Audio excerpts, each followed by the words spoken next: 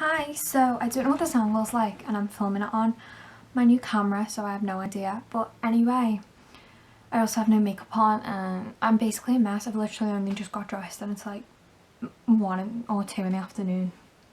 Pics of doing GCSE revision. Anyway, I wanted to make this video just to talk about guilt and how to deal with it, because I feel like that's the worst part of an eating disorder. Well, it is for me, because I feel like it's the guilt that causes everything. Like, when I first developed an eating disorder, it was the pain I felt was the guilt for eating, it was the guilt for not being good enough, it was the guilt for not being strong enough, it was just guilt. Even if it was disguised itself into sadness, it's always guilt in my case, and I imagine it's similar for a lot of other people. So I haven't planned anything out, but I think I'm just going to talk. So the way I deal with guilt is I tell someone, because I think telling like your mum, your dad, your sister, your brother, your nan, your granddad, your auntie, your uncle, whoever you live with or whoever offers you support, even if it's a friend, tell them that you feel guilty, because you know that saying, a problem shared is a problem halved. Like, I never believed that, but I do believe it now, because a problem, it's such a heavy weight on your shoulders, on your heart, on your head, everywhere. But when you tell someone, it's like you've shared that burden with someone else, and you may feel like you're burdening them, but you're not, because I think, well, my mum and dad would rather know if I felt guilty, and I'm sure yours would, because when you feel guilty, it makes you want to restrict, or in my case it does, or it may make people want to purge, may make people want to binge. It depends, or exercise, but it makes me want to restrict. And if I don't tell someone, then it's just all that weight on me, or just that urge to restrict on me. I haven't shared it with anyone else, but when I share it with like my mum, who I mainly share things with, it's like some of that guilt's being not passed on to her, but she's kind of taken it and she'll mould it into something else. So yeah, so another thing is, after doing that, I think you should distract yourself. I think it's best to distract yourself with other people, so like watch a movie with someone, play a game. Card games are really good, I play them with my dad. Go for a walk. Going for a walk is just, it's great, because when I feel guilty, it tends to be when I feel like I've eaten too much or I've done nothing all day, and going for a walk is kind of like, it's clearing my mind because of the fresh air. It's sort of, it's not well, it is exercise, but it's like, I can't describe it, but I don't do it to compulsively exercise. I do it just as a release, so I find that helps. Or another thing that I think is really nice, reading with other people. Like, that might sound really weird, but you know, when you were younger and your mum or dad used to read to you, I haven't done it in a while with my mum. We tended to do it in like December and January, and she would read a book to me and I'd listen, and that was so relaxing, and it just gets your mind off things, especially if your mum or your dad or whoever's reading to you is a good reader. So do that. But if you don't want to be with someone else, that's fine, because sometimes I feel like that. And what I do is, I love taking baths. Like, I find it's so relaxing, because I can just go in, I can put a nice bath bomb in, and it'll take like my worries away. Like, not completely, they'll still be there, but it'll kind of just be, okay, for this hour they're not constantly around me. I can just take in the smell of the bath bomb, I can take in the peacefulness, everything. So that helps.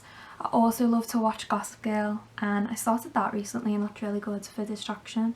So just go on Netflix and find a TV show that you like. So like, I don't know, it depends what you like. Bates Motel's good if you like mysteries. Gossip Girl's just good. A comedy is good. Do not watch depressing things. Do not watch, like, just don't watch sad movies and sad music. Do not do that, because, well, I don't know, for some people it might help, but for me it just does not. Like, I could be in the happiest mood ever and I'll listen to a sad song and my mood will plummet right down, because I find music really affects me. So I don't listen to sad music, so don't do that. So just distraction is key, I think. And also, if if you're not big on distraction, or you're trying to get yourself away from such the distraction, you need to face it. What you need to do is you need to remind yourself why you're fighting. So you're in recovery right now, and you may feel, if I eat this, I'm so weak, I'm so not strong, I am losing against just you'll just feel horrible, like your eating disorder will be going, you're so weak, you're so disgusting, you're so this, you're that. Well, that's what it feels like in my case. But I remember my mum said to me once, she said to me when I had a water sip and I was really struggling, and she said to me, it's much harder for you to drink that than not drink it. Doesn't that make you strong? And that really made me think, because part of my eating disorder, it's not just about how I look, it is mainly, I'd say like a large percentage of it is that, and that's really sad. But another part is wanting to be good at something, wanting to be strong, and I felt weak if I used to eat, but now it's kind of like when I do eat, my mum reminds me of how strong that is, and how strong I am to do that, which really helps. So yeah. Also, what else really helps is making like a recovery scrapbook. And I know that sounds really cliche, and you've probably heard it a lot of people, and when people used to say that, I used to think, recovery scrapbook, that's a bit weird, F it this, F it that, because I'm so lazy with stuff like that. But I've got one, and I will probably do a video on it, and it's amazing. It's like a big release, and even if you're not artistic, like you'll find a piece of you that can do it, because I'm an awful drawer, like I'm awful, but I've created some things in there that I'm proud of, like, and I've never been proud of a piece of artwork that I've done before yet. I'm proud of this, because you can write things down like your goals that you want to achieve in the future, food you want to eat again, bucket lists, why you're going to recover, letters you receive of people who are also recovering, which I'll come to in a minute. So yeah, and also I found what I've started to do in it now is I write down, like, there's a lawnmower outside, how great. Another thing that I write down in it is like, I'll draw pictures of how I feel. So I might draw me in the centre, then I might draw like what the eating disorder feels like on the outside, and again I'll probably do a video on, like, when I'm ready, like on what my eating disorder feels like to me personally. So yeah, that's what I do. Or I did one picture, and I did like a picture of me when I was in my worst, like I drew it, and then a picture on the other side of the page of me recovered, like when I'm going to be recovered, which I believe it'll happen one day. Like, it might not be for a while, but it will. And I did the contrast, and I was really proud of it, because it conveyed how much I feel. You'll be surprised when you do it how much, like, it helps, and how much you'll realise how good you are at just your mind, because it's unique to you. It's not anyone else's work, it's you. You don't have to be good at drawing. Honestly, I'm awful at drawing, trust me when I say that. So yeah, and you can just buy, mine's like in, I don't know what size paper is. I think it might be, is it A3? Maybe a little bit smaller than A3. Yeah, it's not A4. I don't know. But I got it from Hobbycraft, which is a craft shop by my house. And they do them around England, Hobbycrafts. And I think I got it for like £3. It was just plain white. And I've decoupage like the front with all paper. And it's really nice. And I love it so much. Like, it'll be nice to look back on as well when I'm older, to realise how far I've come. So yeah, I recommend doing that. And then what I find really helps is, I'm assuming like most people who watch my videos are part of the Instagram like recovery community kind of thing. So I find when I feel guilty, I go on there, right, and sometimes a post on the home feed can be triggering, so I do not look at them. And what I've started to do now is, if I do see a triggering post, I unfollow the person, because they're not helping themselves, they're not helping me, they're not helping another person. No matter how recovered you are, they are not helping you, so you need to unfollow people who do that. And if you follow any pro Anna accounts, unfollow them, because they should not be supported. They should be banned. I think they should be illegal in my case. not my case, my mind. And sure, I'll admit I used to look at them when I was really bad, and I used to use it to try and spur me on, but looking back, it's pathetic and they're disgusting. And do not follow them, because in a way, if you follow them, I mean, I don't want to sound like a hypocrite, but you're sort of supporting them, and you should not support eating disorders, because it's kind of like romanticising them, and they're not something to be romanticised. And just don't unfollow them, just unfollow them, because they're not good for you.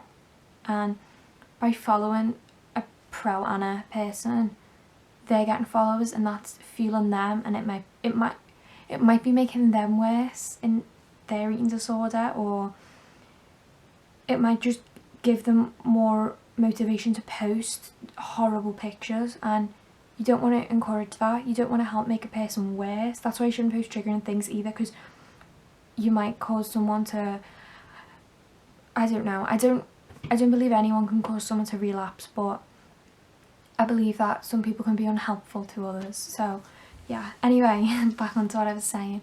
So follow positive accounts. Like, what I find really helps is I follow people who are weight restored as well, who've recovered, and when I look at their posts, it's like, that's where I want to be. I want to be living like them, happy, eating what I want, being happy, no longer have this constant cloud of sadness around me, because I didn't deserve that. Like, sometimes I think I do, but in all honesty, the real me would say, no, I do not deserve that. So I follow them because they're really helpful. And also make friends on there, because I've made friends on there and people are so nice. If you support them, they're going to support you. Even if you don't comment on the pictures. Like, I've been really busy the past week and I haven't had a chance to comment on other people's pictures. And yeah, I still get so many nice comments on mine, and it's so lovely, and I'm so thankful for everyone, because they do help me. Like, there's been times when I've been really struggling and people will be like, DM me about it, and I'll talk to them, and they'll say things and it'll just make me think. Like, one time someone said to me, your recovery is too important to ruin, and that just made me think, yeah, it is. So that helped. Also, if you're comfortable, get a pen pal off there, because I've written letters to people on there and I've received them, and it's the most wonderful thing that someone who's going through the same as you, even though you may be in England and they might be in Holland, they might be in Denmark, they might be in Australia, America, wherever, they're going through the same, yet you're connecting over a letter, and it's just so much more personal, I think, than a quick text. It's lovely, and I find that really helps, because in your letter, or in the letters I've received, they've always like spurred me on, like, continue doing what you're doing, and it's just so nice. And only if you're comfortable with sharing that information with someone, like, obviously get to know them first, but I just think it's so lovely. So yeah, one last thing.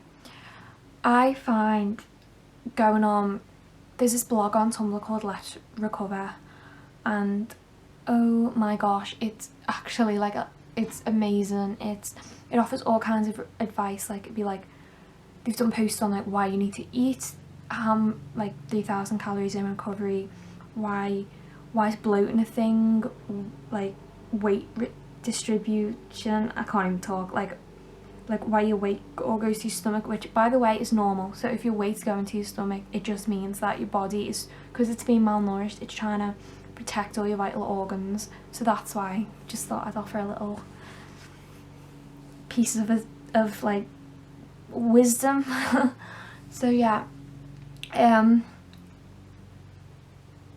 Ask FM, I think Ask FM's a good to deal with guilt, because you can ask people questions like what to do, what can I do. And I mean, I'm just one person. Like, there's so many people on Ask FM who can say like, you should do this, you should do that. If you have a worry, they can help you. Obviously they're not professionals, and you need to remember that.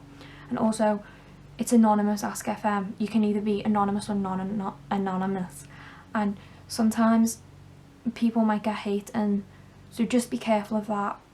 and if you do, just block anyone. And yeah, I think that's all, like, my video on guilt. Just remember why you're in recovery. If you relapse now, you're just gonna have to get better again one day, because if you don't get better, you're gonna die. Like, I'm sorry, but that's the ultimate answer. Because if you're 1% through your recovery, or 100% recovered, and you relapse tomorrow, today, in a minute, in an hour, you're gonna have to redo all of what you've done. You're going to have to go through the whole pain again of hair loss, of like, just, it's horrible. It's absolutely horrible, and I wouldn't want any of you to have to redo all of the pain that you've already been through, because it's not nice and no one deserves it.